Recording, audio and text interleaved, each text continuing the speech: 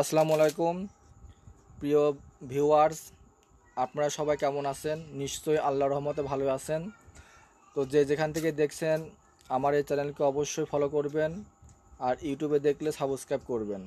তো আজকে যে বিষয়টি নিয়ে আমি আলোচনা করব সেটি হচ্ছে একচেটিয়া ব্যবসা।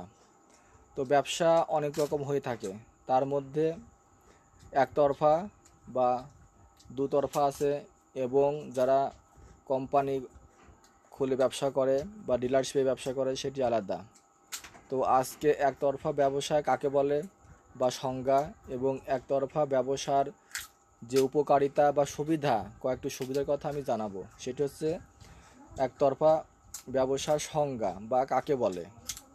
যে যে বা কোনো ব্যক্তি একক মূলধন নিয়ে তার একক পরিচালনায় যে ব্যবসা থেকে মুনাফা অর্জন করে তাকেই একতরফা ব্যবসা বলে। তো একতরফা ব্যবসায় একজন মালিক থাকে, এখানে কিন্তু দুজন মালিক থাকে না। একতরফা ব্যবসার সুবিধাগুলো হলো, একতরফা ব্যবসায় একজন মালিক থাকে, তাতে কোনো ঝামেলা হওয়ার সুযোগ থাকে না।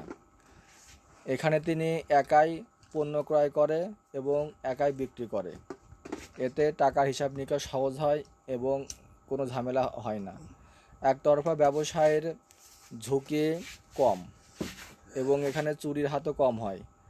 একতরফা ব্যবসায় মুনাফা বেশি অর্জন করা যায়, কারণ এখানে মুনাফা ভাগ করার কোনো দরকার হয় না।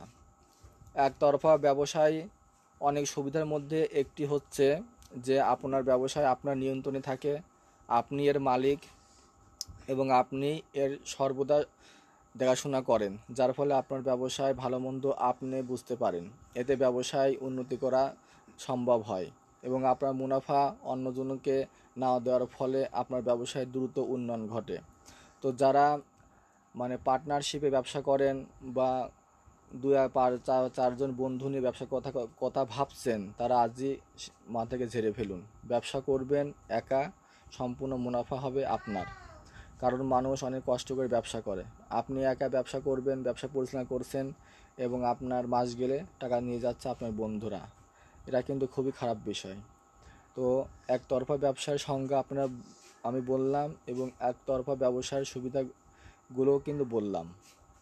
তো ব্যবসায় কিন্তু 3-4 প্রকার ব্যবসার প্রকারভেদ রয়েছে।